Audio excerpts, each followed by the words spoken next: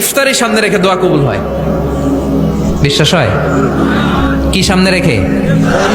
সামনে ইফতারি। বসে থাকি আমরা তৃষ্ণায় সারাটা দিন, ছাতি ফেটে যায়। আল্লাহ দেখে, দেখতে দেখতে আল্লাহর একটা সফট কর্নার তৈরি হয়। এটাই সুযোগ কাজে লাগানোর, ঠিক কিনা? মুমিন ঝোপ বোঝে কোপ মারে, সময় মতো কাজ করে, ঠিক কিনা?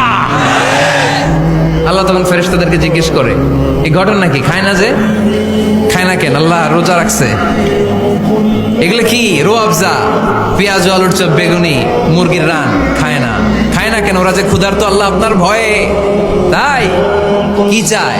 আল্লাহ আপনার কাছে ক্ষমা চায়, ক্ষমা চায়। আল্লাহ রহমতের দরিয়ায় জোশ খেলে যায়। আল্লাহ তখন বলে, আমারে দেখছে নাকি ওরা? ফেরেশতারা বলে, না দেখে নাই। আমার জান্নাত জাহান্নাম দেখেছে? না দেখে নাই। আমারে না দেখে, জান্নাত জাহান্নাম না দেখে আমার এত ভয় করে? যাও, আজকের এই রোজার বিনিময়ে এখন বান্দা যা চাইবে সব কবুল করে নাও।